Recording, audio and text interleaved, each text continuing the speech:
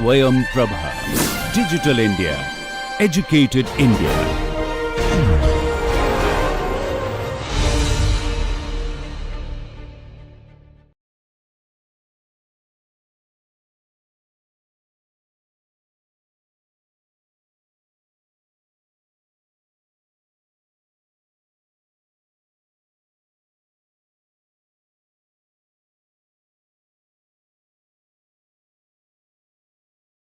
Hello, my name is Atul Tripathi and I'm an honorary adjunct fellow at National Maritime Foundation. So welcome to this last of the lecture series on ESG analytics and green finance. Today we will be talking about the future of sustainable and green finance and where is the world heading towards and what is the future from the financial side, from the technology side, from the policymaker side, from the investor side and the issuer side. What is the world looking towards and how are we heading towards in what direction? Let's start off with in that case. So why is this entire thing becoming an important point as far as capital markets are concerned, and what are the challenges? The first thing that we look at. The first challenge that we are looking at is emerging markets and developing economies, EMDE as we call them. And the greatest hesitation is in terms of the capital allocation. And the reasons are very apparent. This is as per European Commission's report. Primarily because there's a lack of clarity, lack of transparency, and lack of tools and instruments. So one of the things that we'll also be talking about the use of the new tools and instruments that are being implemented and how it can increase the transparency in order to ensure that there's more capital flowing around. Then we'll also be talking about the transparency factor, how it moves around, what we can do in industry, and the clarity, all three of them combined together as well, how we can improve on this factors combined. So what is the global progress snapshot if we look at it? Currently, the climate finance has reached about historical highs, and it's about $1.3 trillion as per 2022 reports. But it's now growing at about $1.5 trillion as per the latest 2024.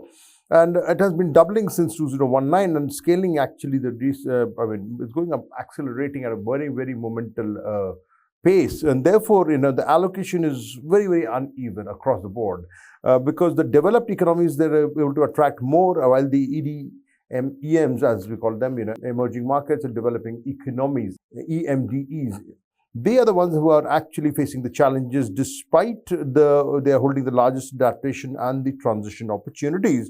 And therefore, the global transition is materially off track, we call it, because there's a lack of clarity in terms of the capital flow, in terms of the transparencies and the impact is going to be measured. How do you measure that? Where is it greatest?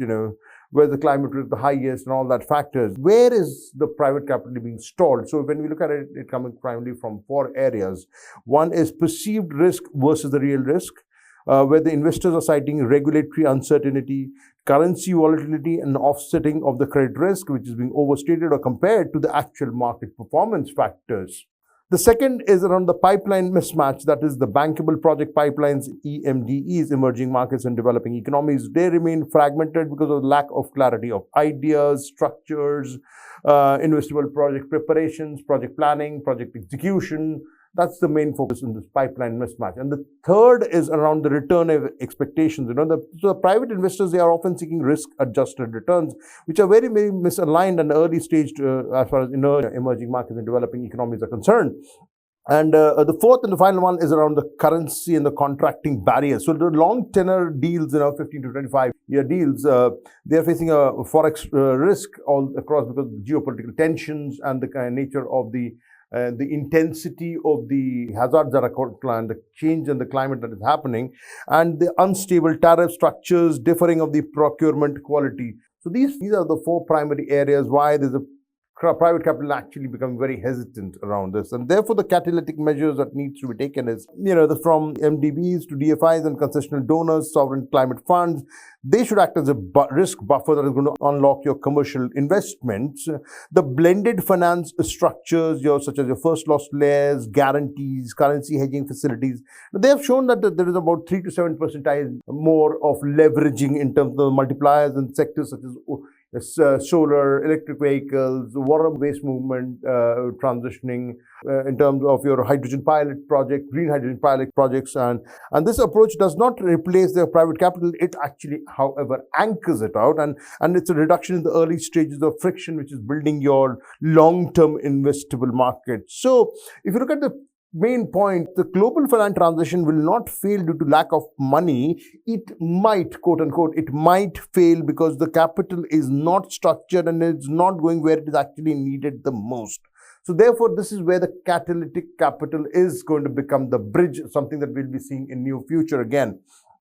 That brings me to another point, and that's around the carbon and the nature of the next frontiers in terms of the financial risk and the opportunities, and the kind of where the green finance stands today. What is the nature of the risk? What it will matter in the next 3 to 5 years? Because over $44 trillion in global economic value generation, more than half of world GDP is moderately to high dependent on nature. This is as per World Economic Forum's Nature Risk Rising Report 2022. So if you look at European banking, the sustainable financial roadmap or the finance and the factors that they consider, it start from transparency to risk to prudential treatment of exposure, stress, something we have been talking a lot in the series, stress testing, standardization, greenwashing, supervisory reporting, and ESG risks that are appropriated around. Therefore, where does the green finance stand today? Because the global green finance is flowing, as I said, about $1.5 trillion right now, and it's being driven by renewable energies, electric vehicles, climate mitigation sectors. So therefore, the climate allocation is remaining focused on carbon first, and it's focusing heavily on energy system transition rather than land, food, security, human development and human movement, and the ecosystem's integrity, both on the land as well as in the sea.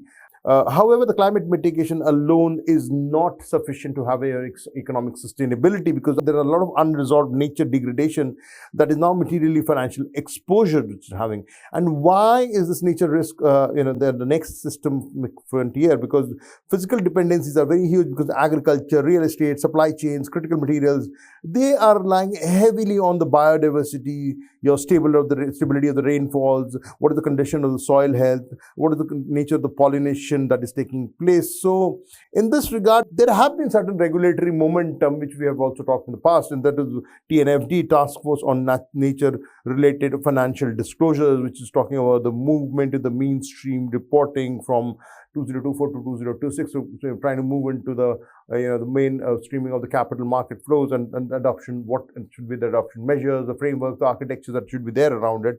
And then you have EU's deforestation regulation plus CBAM plus sustainability finance, taxonomy expansions, which are actually tightening your compliance. Now, this taxonomy is something, again, we'll be talking something few minutes down the line in depth for the coming years. So the macroeconomic implications in this regard is going to be, there's going to be it's not going to be linear in nature, and the ecosystems might collapse abruptly, meaning that means the financial losses may be sudden and it might be irreversible itself. Though this is from the future's perspective, not from the current perspective, and having taken the fact that these are only based on certain assumptions.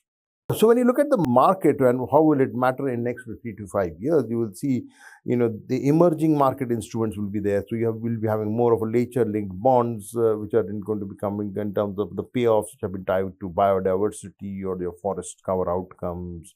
You're going to have sovereign sustainability-linked debt swaps, your blue bonds for the coastal and ocean conservation. Then there's going to be more on the stress on the resilience crediting. It's going to go beyond the carbon, the pricing avoided losses, because the data and the measurement infrastructure is going to be very much aligned to your TNFD, which is going to be nature dependency, and we're looking at impact of the mapping. And then there is going to be, in terms of data, in terms of analytics, in terms of AI, it's going to be more in terms of the satellite, your geospatial, your AI-based land monitoring systems. So we have seen in the past some of the platforms that we have visited called as SEPAL, SEPAL, and your Global Forest Watch, again, one of the very popular websites that we had visited, the platform that we had talked about, and we'd been there and how we can play around with it. So the market, again, coming back to the market and the institutional structures, they're also going to undergo a lot of changes in terms of your jurisdiction programs, and which is going to be replaced with a more of project by project carbon crediting.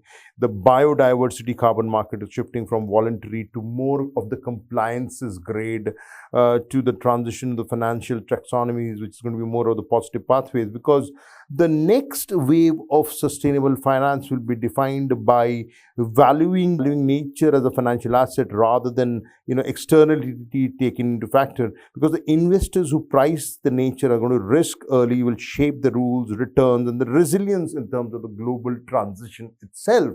That is where we need to look at in terms of the crossing of the $1 trillion threshold, because global climate finances have crossed about $1 trillion annually for the first time, and yet most of the climate vulnerable economies are still struggling to attract private investments at scale, something we just talked about a few minutes ago, because of the transitional finance that we'll have to take it into consideration from the short-term to mid-term to long-term factors, and only about 1 in every 5 climate finance dollars is actually reaching any developing economy, despite these regions holding the largest mitigation and adaptation opportunities. This is as per, again, Climate Policy Initiative 2023.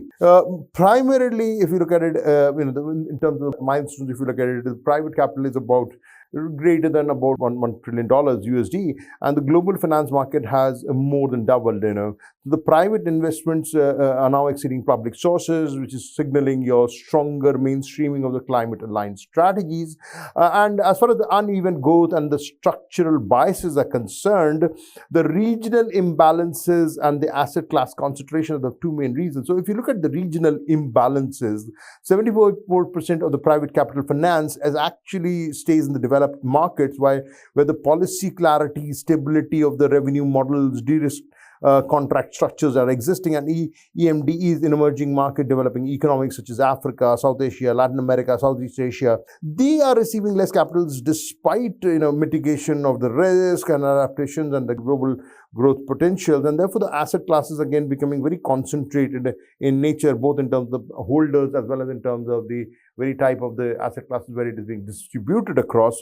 So why this concessional and catalytic structures still matter is because the private capital alone does not move first in the high risk markets, and that's a very fundamental point, because the market perception of currency, convertibility risk, regulatory or power tariff off-taker risks, policy contracting, instability. These are the main risks that one is looking at, and the catalytic capital is going to reduce your perceived risk and crowd your commercial capital space using your first loss guarantees, blended finance term sheets, political risk insurance, and your local currency hedging facilities. Because if you look at it from the strategic perspective, the climate finance is not one of the total capital, and that's where the rule of catalytic finance is going to unlock the mechanism which is going to determine the transition, which is going to be very global and is going to be very, very inclusive in nature. And then, the blending of the architecture is going to be very important, because the green banks, the public finances, the market are going to be playing a very, very integral role, because more than 55 green banks and public facilities now operate globally, mobilizing private capital at leveraging ratios of 3 to 6 times in emerging markets. This is as per Green Bank Network 2024 report. And some of the key themes are around sustainability to inclusiveness to global ambitions and resilience of the financial sector, because the green banks and the public climate facilities, they are scaling at a faster than ever rate that we can ever think of, because the green banks are on the mission drive public or quasi-public investment entities that one, originate, structure, de-risk your green infrastructure pipelines, and two, they use commercial, concessional or blended finance to lower your first mover or early market risk, and therefore they have proven effective in terms of your rooftop solar, your MSME climate lending space, your public transit electrification, the climate adaptation infrastructure, which is actually resulted in a private capital, we talked about is moving at a pace of 3 to 6 times, And why does this actually matter for EMDEs, or emerging markets developing economies? Because the project risks are often perceived and are not inherent, and the green banks and the climate facilities, they are providing you local capacity to structure the deals anchor the finance that is going to build your commercial crowd in, stability in terms of contracting and tariff frameworks, long tenure in terms of the instruments that have been aligned to infrastructure life cycles. And that is where they're turning the ideas into investable assets, because the Global Green Finance Index, which is called GGFI, is now influencing your regulation prioritization, market narratives, to investor attractiveness, to even talent and advisory consulting, which is becoming a very, very important space. So the leading financial centers of the world, like London, New York, Singapore, all of them, they're competing to become the global finance hub for transition finance taxonomies, to carbon and biodiversity credits, to nature and resilience financing. And this is where it is signaling to the market that the financial structures, they're judged not by the size, but by the decarbonization of the credibility itself.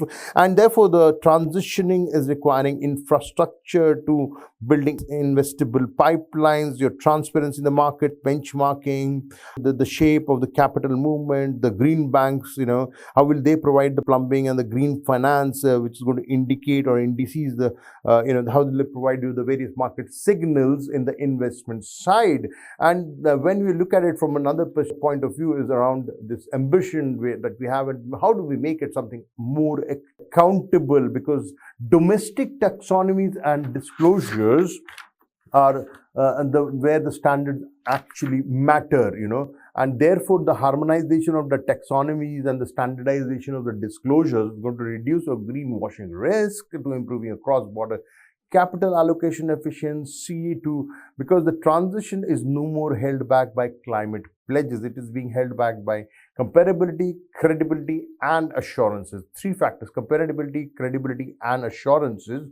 And that is why the taxonomies can be used for, versus, the kind, or rather the taxonomy disclosure obligations is becoming an important factor, because taxonomies are now an essential factor. The growing capital flows, they have created inconsistent interpretations, which is qualifying your sustainability or sustainable, renewable energy versus transition gas is sustainable, your biodiversity credits versus carbon offsets, are they sustainable, sustainable agriculture versus land use risk, what is sustainable. And the domestic taxonomies are going to standardize what accounts for enabling comparable accounting of the green revenues and investments, clarity for the banks, asset managers, corporates, the reduction, the risk for mislabeling or greenwashing, the convergence around a global disclosure framework. So ISSB now functions as a global baseline for sustainability reporting, your IFRS S1 and S2, which is aligning with TCFD, and TNFD is expanding this into the nature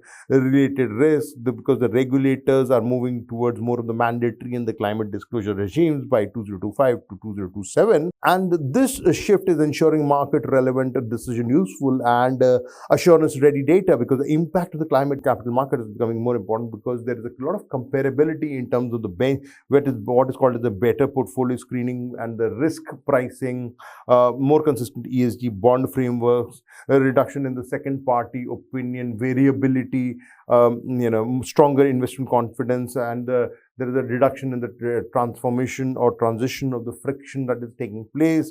So this is resulting in your lower cost of capital and more for the credible transition aligned projects. And the taxonomies and the disclosure standards, they are not a compliance paperwork anymore. They are the rules that are making the market trust in the investments, and the issuers and the investors getting more confidence in the market itself.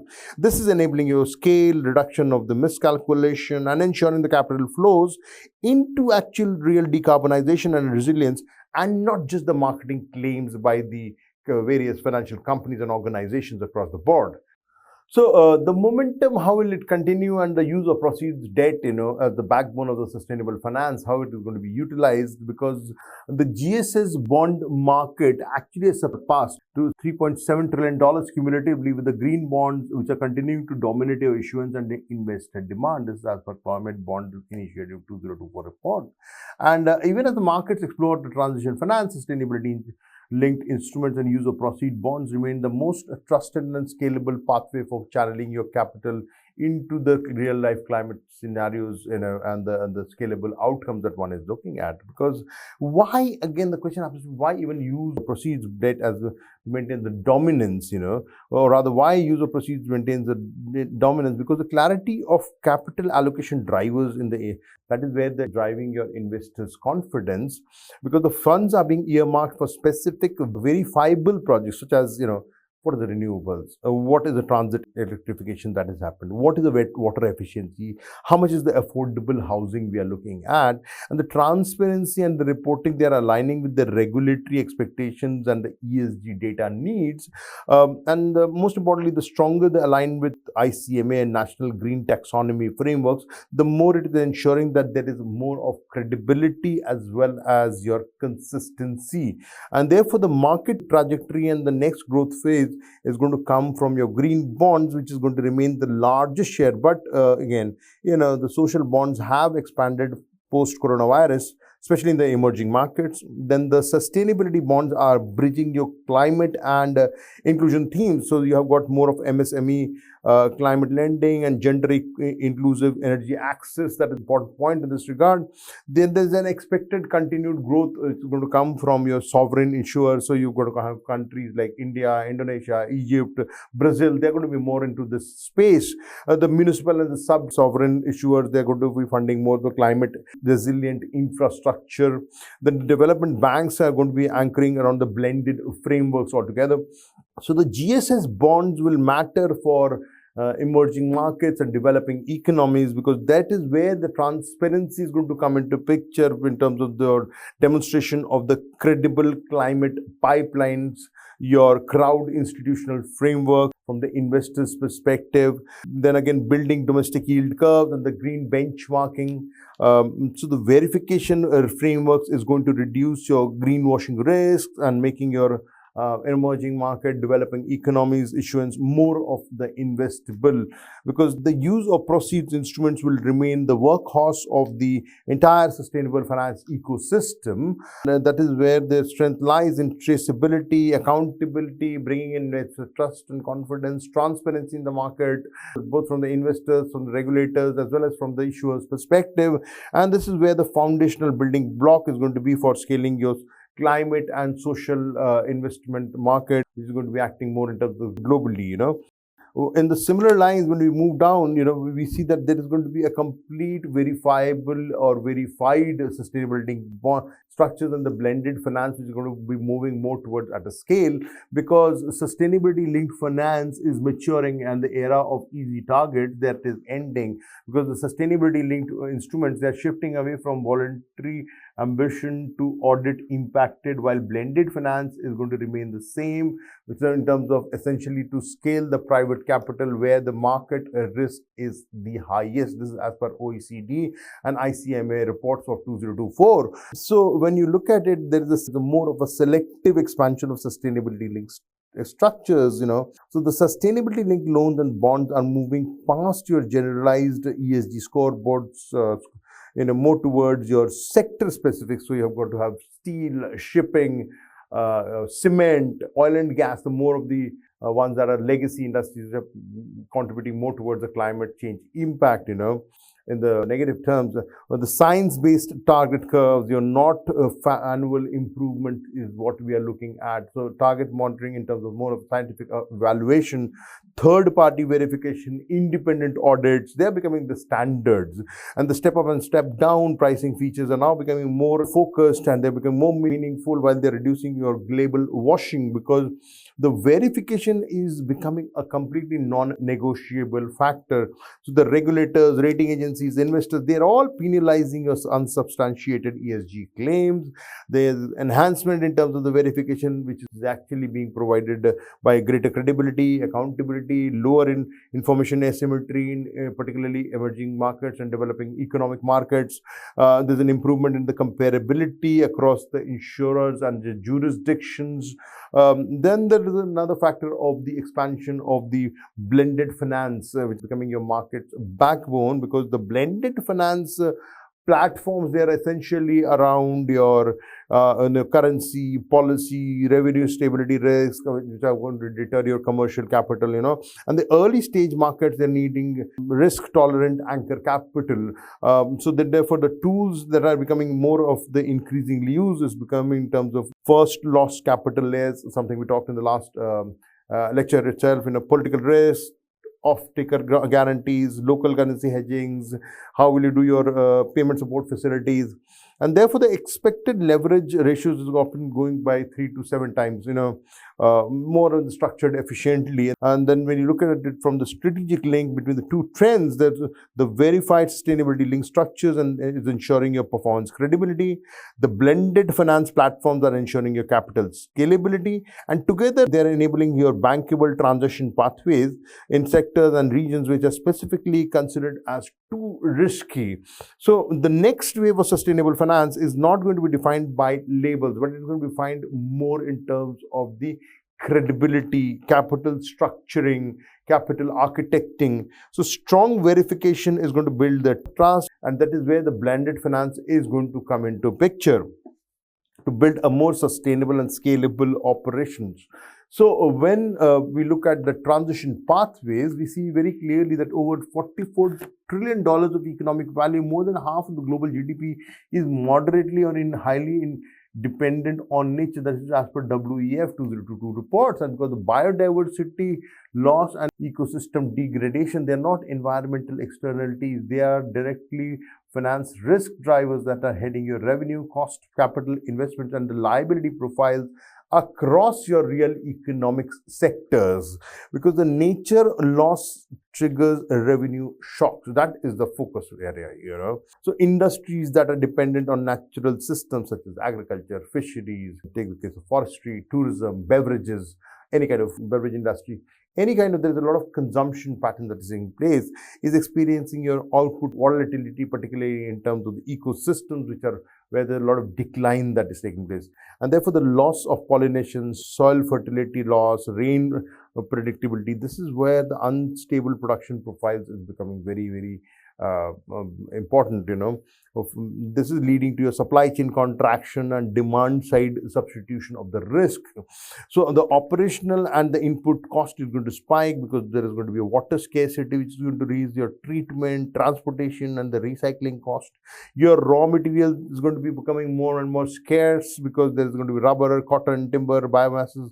They are the forces that are procurement shifting is taking place in terms of the pricing volatility. The compliances with the stricter environmental regulation is increasing your monitoring and reporting costs. In the similar lines, the capital expenditure requirements for adaptation has to be looked at, and the firms or the companies that are investing in resilience infrastructure such as your drip irrigation, desalination of the water recovery systems, climate controlled storage, your crop diversification, your flood protection, wildfire management, wetland buffers. These are the material non-optional capex decisions, and especially in the emerging markets that we will see around. And therefore, the liability and the legal exposures in terms of your regulatory enforcement around the land use and your deforestation, wasted regeneration, your pollution, how is it accelerating, what are the measures that one needs to take care of, what are the exactly verifiable, auditable, and very specific in nature scientific approaches that one needs to take care of, is becoming important for the companies, because as they are facing more of the environmental damage claims, to shareholder litigation, to even pressure coming from the legal and the civil society, particularly, which is resulting in your loss of reputation, which is being amplified across. So there, when you look at it, look more in terms of the nature risk is actually a financial risk, and the investors and the firms, they are mapping your exposure across these 4 transmission channels that are better positioned to price your risk, prioritize your resilience, and then again shape the credibility of your transition pathways in terms of the scientific and the technological approach in today's world, particularly from the artificial intelligence, the GIS, the data, the taxonomy, something we have been talking over and over again over this lecture series. And when the nature-linked concentrated key sectors are concerned, So we are looking at about 55% of global GDP, which is about $58 trillion, is moderately or highly dependent on nature, and therefore the material ecosystem dependencies of the key sectors like your agriculture, food and beverage, ocean food, mining, real estate, utilities, they are relying heavily on your land, your health of the human beings, the fire and safety, the pollution, the changes in the rise beds, the soil fertility, the stability of the local climate. And these are not optional inputs. They're the very much foundational factors that are required for both for the productions as well as for the operation of these key sectors, and therefore the nature risk is no more isolated. It's very much a systemic and a approach that is there. So the nature degradation in terms of your deforestation, watershed collapse, rising sea levels, pollution, lack or loss of pollination, this is increasingly becoming correlated with climate physical risks such as your drought, heat stress, extreme conditions of cyclones, damaging earthquakes, to your hyper floods or extreme floods, melting of the glaciers, especially in the Asia, Sub-Saharan Africa, Latin America, and coastal zones. And the capital at risk is non-retrievable because the portfolio of the companies in these sectors, they are facing revenue volatility from supply disruptions such as crop failure or scarcity. There's a higher OPEX as far as the water and land remediation costs are rising. The CAPEX pressure is again high because the climate adaptation and the sustainable land use transition, and the liability risk which is being linked to your environmental damage, community displacement, and pollution claims are there. So the regulators, they are tightening the disclosures. So you have the frameworks like TNFD, EU, CSRD, and SEC climate rules that are moving investors toward nature-related risk quantification and mandatory transparency. So the investors, they must map dependencies and impact pathways and identify the concentration of the risks, evaluate your transition plans for specifically for sectors that are very, very exposed to your economic, logical fragility or facilities across the board. So once we've done with this thing, another factor that we need to understand is how will you map your exposure to the financial risk and the impact that is going to be there, because your scenarios must be mapped to your nature link. It should not only be the climate centric, because nature risk isn't abstract. It's geopolitical, it is very much supply chain specific, and it is already influencing the cost of the capital as far as allocation is concerned. So your QBL stability is coming around your economic, social, environmental and cultural factors, which are actually environment and society and economy, and they're combining to the UN SDG goals, because the scenario analysis there is where the investors are increasingly modeling the ecosystem decline alongside your physical and climate risks and incorporating variables such as soil erosion, aquifer depletion, watershed collapse, and your pollinator loss. When you look at it from the location-specific dependencies and the impact mapping and its foundation, one facility in a high water stress basin is going to carry a fundamentally different risk than the one in the secured watershed, even within the same sector. So the tools like TNFD LEAP or your ENCORE, ENCORE, and your Aqueduct, they're the ones that are helping you to identify these dependencies.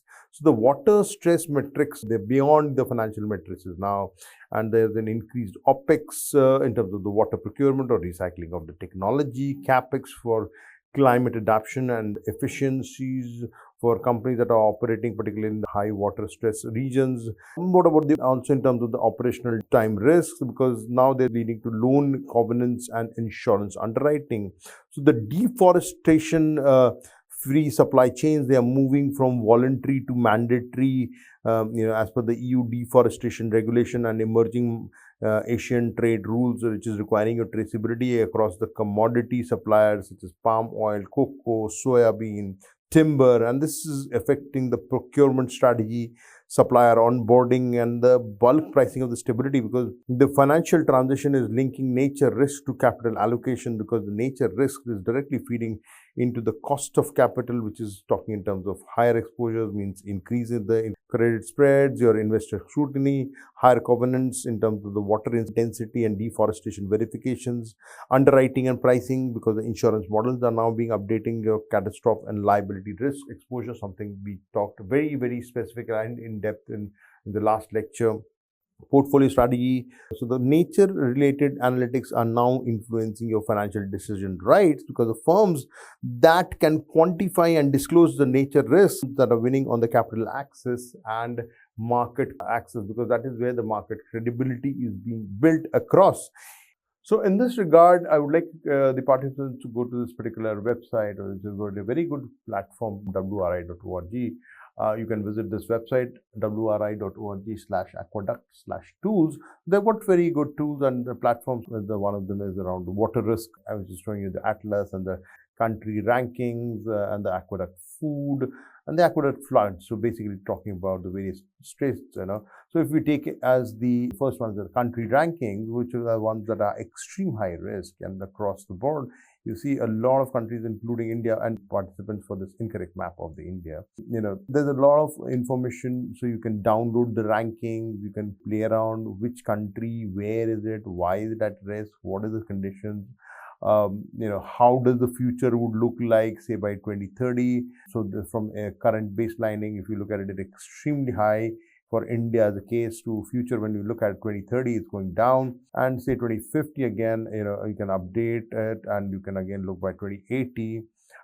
Again, they have very, very multiple scenarios, such as pessimistic to scenarios such as business as usual to very, very optimistic approach out here.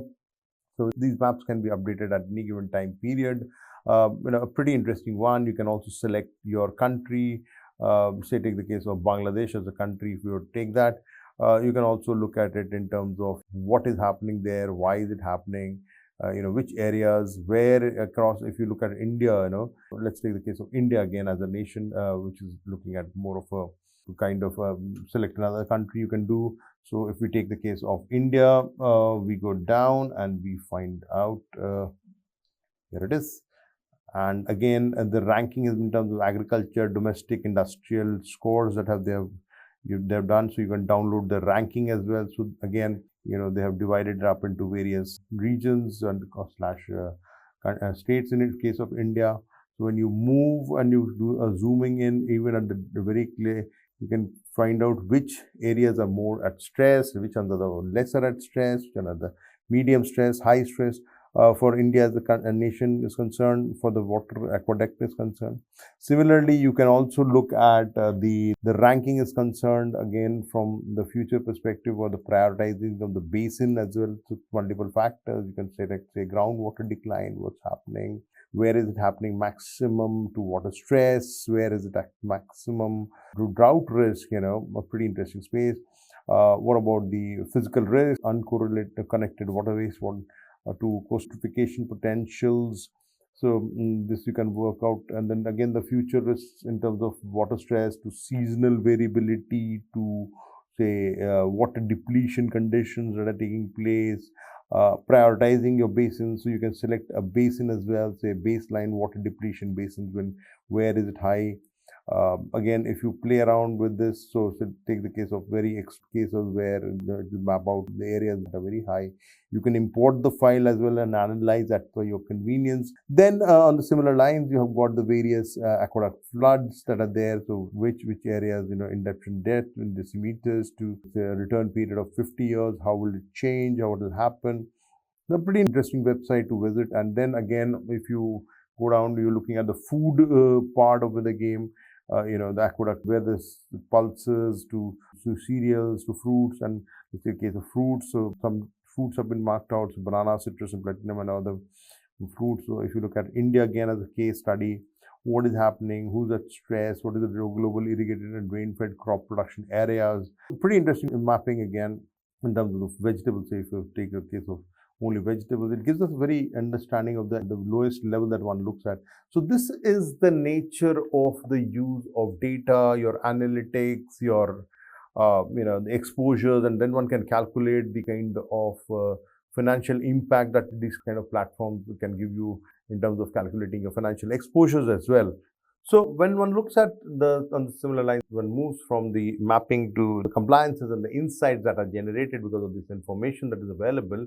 There's a standardization of the stability disclosure that is coming around, because 96% of the global market capitalization is now covered by various jurisdictions that are adopting or considering ISSP aligned sustainability reporting frameworks. And you've discussed in detail a lot of them in the past, So, but the question happens to be why standardization actually matters now, because historically sustainability reporting is actually suffering from inconsistencies, selected disclosures, and non-comparability, something we've discussed in the past as well.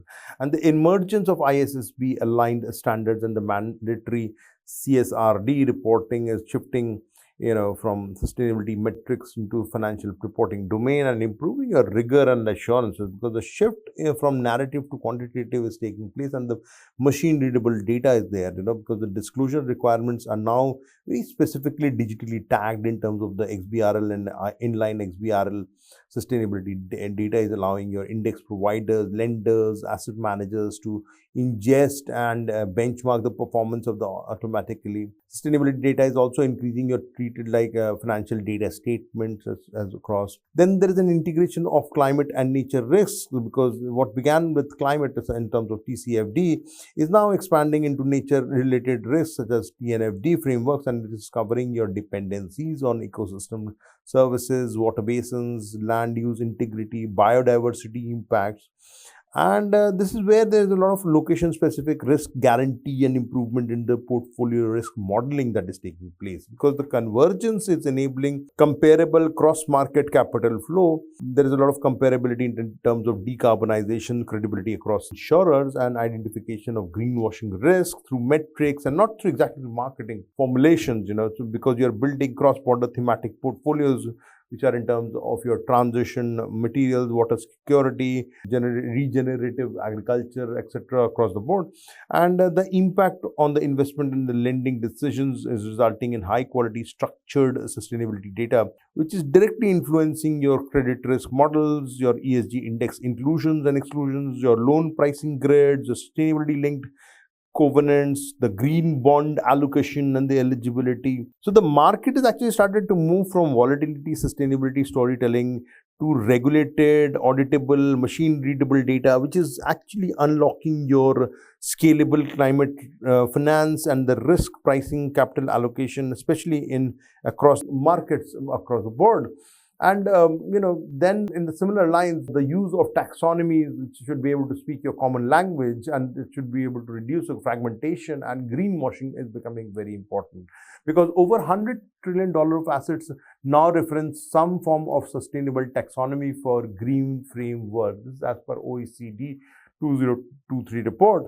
So the objectives as per the EU's taxonomy is to make substantial contribution, do not significantly harm, and meet minimum standardization across the board, because this is where the power of taxonomy is coming from buildings to manufacturing, energy, forestry to transportation, disasters, water scale supply, services, ICTs, across the board.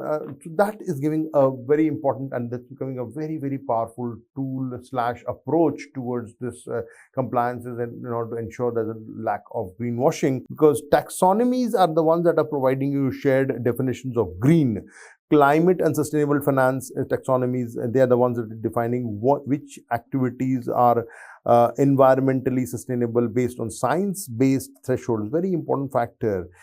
This is crucial again for labeling your green bonds, transition finance, sustainability linked lending, government subsidy, where is it eligible.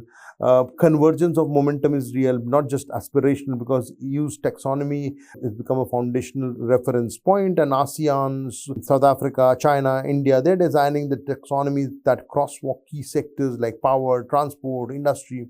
And it is becoming increasingly mutual recognition frameworks, which is enabling your cross-border capital flow, because the convergence is mattering for the markets and the issuers are gaining clarity, because there is a lot of easier structuring of green and transition finance instruments. Investors are gaining comparability like asset comparison across geographies. Regulators are gaining enforcement leverage, because there is a standardization of definitions and reduction in green ambiguity, greenwashing ambiguity.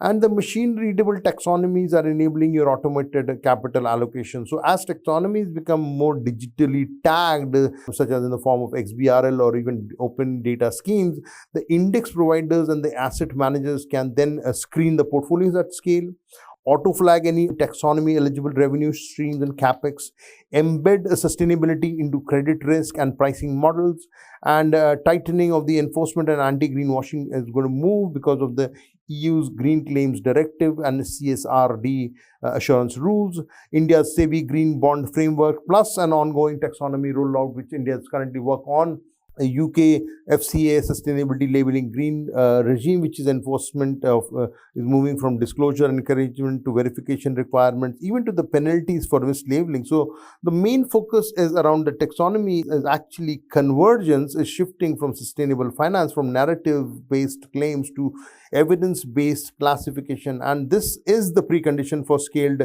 private capital allocation, something we talked about a few minutes ago, particularly in case of transition heavy emerging markets, across the board.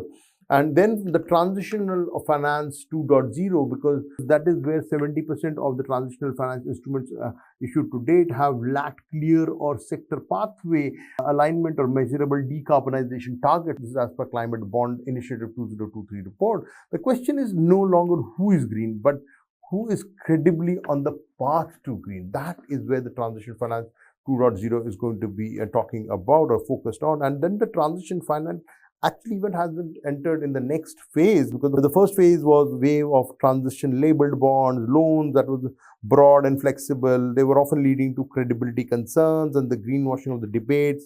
The transition finance in the 2.0 world is addressing your anchoring of the financing to sector-specific decarbonization pathways and not generic sustainability claims. What is making the transition instrument very, very credible is because sector pathway alignment is taking place. The targets are mapping to Paris-aligned decarbonization curves. Your material KPIs are there. KPIs, they are directly influencing your emissions, not peripheral ESG factors. The capex allocation evidence is there because there is a clear demonstration that is proceeding from for the support technology shifts and not BAU efficiency tweaks, and verification and assurance is taking place because external independent verification is now an expectation and not nice to have, and therefore the guardrails are tightening across the global markets. So you have the Climate Bonds Initiative, which is talking about your taxonomy linked transition labeled rules. You have the ICMA, which is talking about your transition finance handbook and the KPI integrity guidelines. Then the SEBI and MAS, they're talking about the stronger disclosures on the transition capex plans. The EU CSRD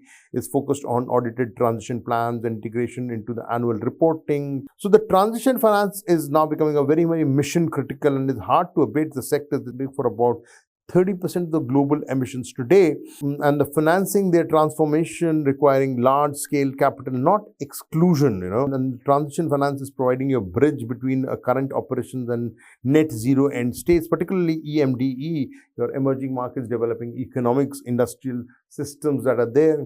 So if you look at it from the very perspective, the transition 2.0 is not about granting flexibility, it's about sequencing your credibility. It's about financing which is focusing on real economic decarbonization and not just on the sustainability, signaling or talking about it and just preparing reports around it.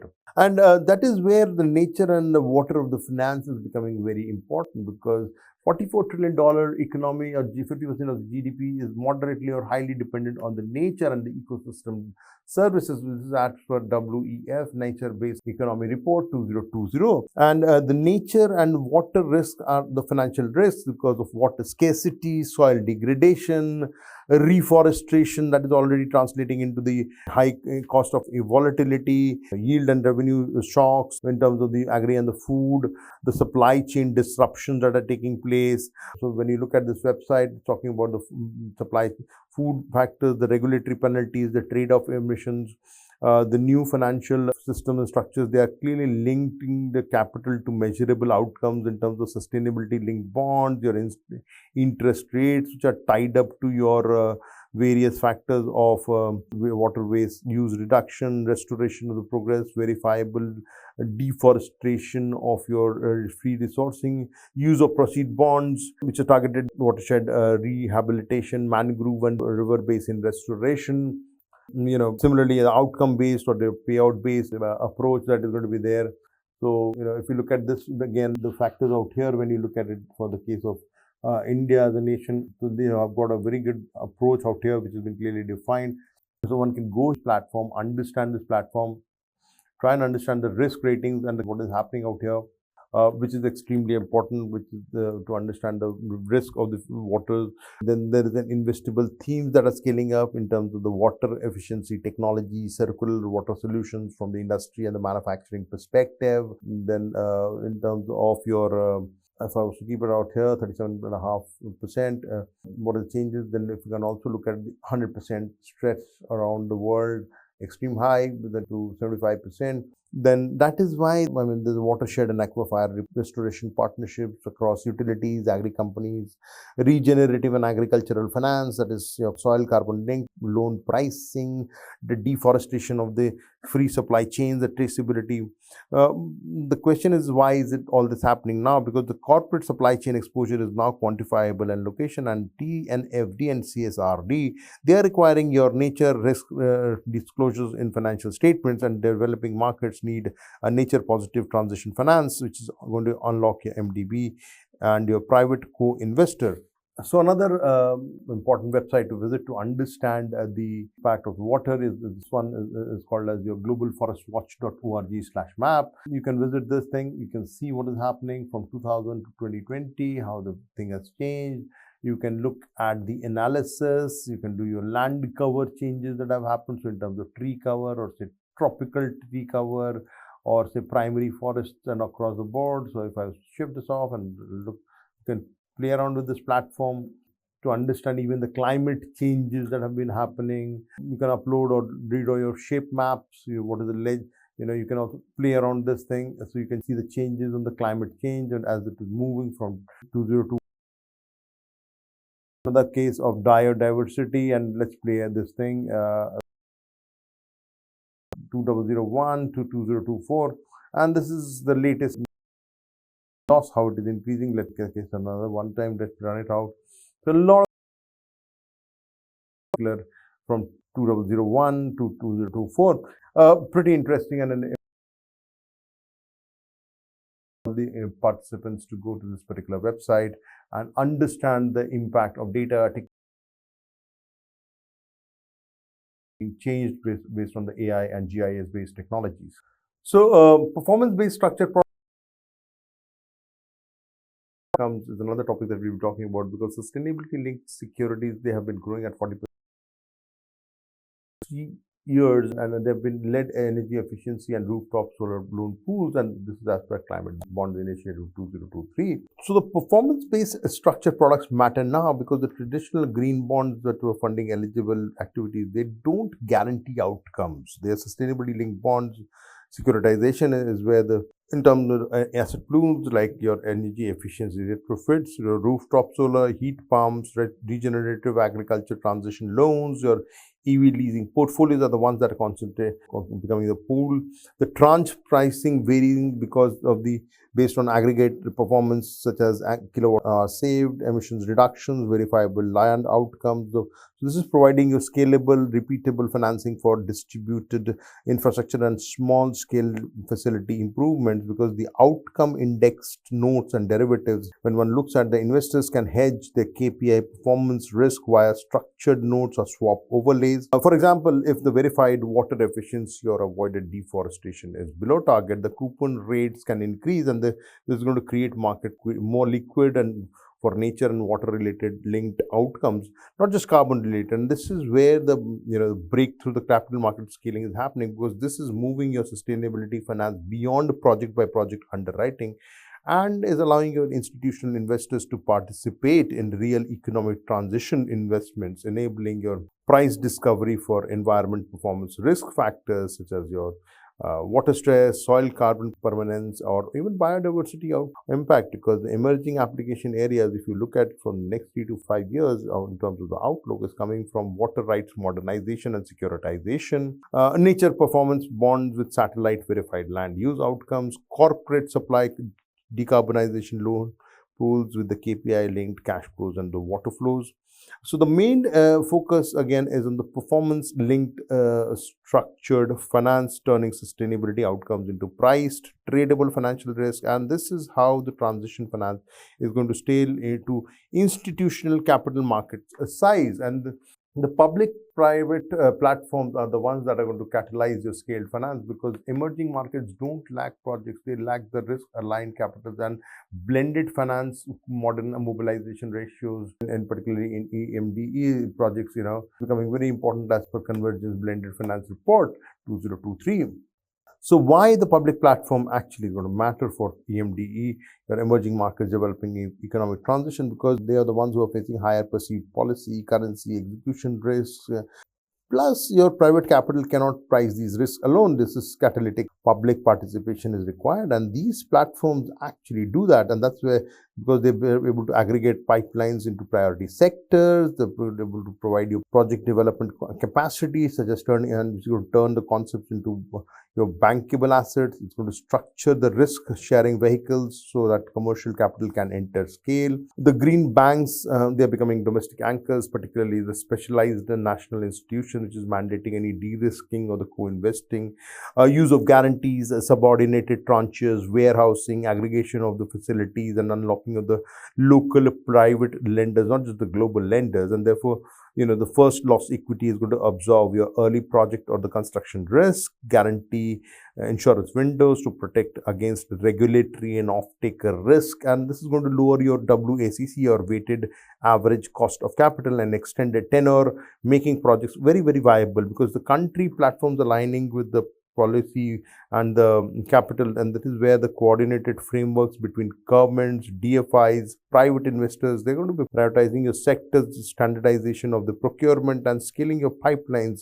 So for example, in the case of Indonesia, JETP, and South Africa, JETP, India's sovereign green bond, blended facility strategies are some of the examples where the platforms are aligning your policy framework with the capital.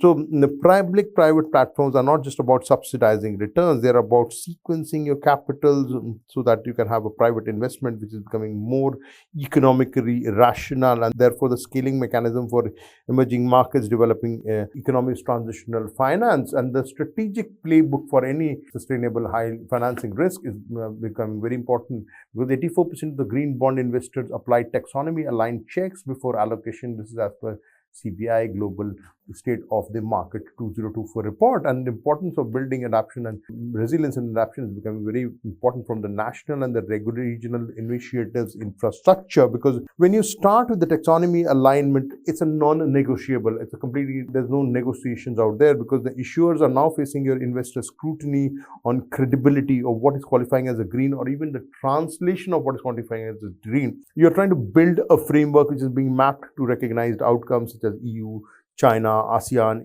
India's green taxonomy. You're trying to clearly disclose the activity category alignment and the eligibility thresholds. Then there's a choosing on the terms of the investment instrument structure based on strategy and pipelining, because there's a use of proceeds, which is best when there's a clear shovel-ready green or nature project inventory. Sustainability linked instrument, SLB, SLL, they are optimal when the enterprise is going to transition over the time period. Ensuring the KPIs are more material, hard to abate, and benchmarked against the science-based sector pathway, not just internal baselining, because the quality of data and your reporting discipline, which is going to increase your trust and lower your WACC, is becoming very, very important, because this is where the investors are demanding your audit style, machine-readable reporting, reduction in the perception risk. There's a lot of pre-commitment to external reviews, both at the issuance and at the assurance level, that is the post-issuance performance, and it's becoming more transparency in terms of frameworks, reliable reporting, which is leading to your lower greenum volatility, stronger benchmarking in the curve visibility, improvement in terms of the investor stickiness in the secondary stages across the board. And the investors, they are now rewriting your entire rules of sustainable allocation, because the materiality and ambition, they are now binding filters, since the investors are moving away from label-based allocation, and they're screening whether the KPIs are actually addressing their actual emission drivers and the land use pressures, the water stress, the supply chain externalities. Then the independent verification is becoming a very much a standard party practices, So SPOs, second party opinions, something we talked again in the last lecture, third party assurance, machine readable disclosures, they are now very much a foundational aspect. And the investors, they are favoring issuers who are committing to the upfront as far as the verified ESG performance data, your annual performance reporting, your science-based approach, your sector-based benchmarking. The nature and the water risk heat maps, they are shaping your portfolio weighting, because the capital allocations, they are now mapping to the exposure to the biodiversity hotspots, the deforestation, the risk corridors, the watershed stress zones. The sector is becoming very important in terms of the agriculture and the food, textiles and apparel, mining and metals, and this is driving your tilts, exclusions, and the forward-looking asset rebalancing altogether.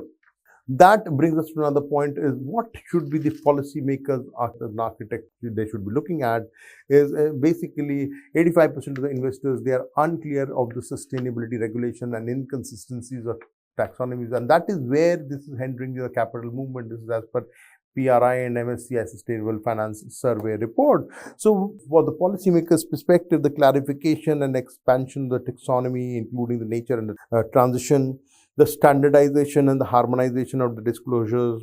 So there's going to be a convergence of domestic requirements with ISSB, TCFD, TNFD, and EU's CSRD framework, which is going to be requiring your machine-readable disclosures so as to enable automated data pipelines for bank rating agencies, index providers.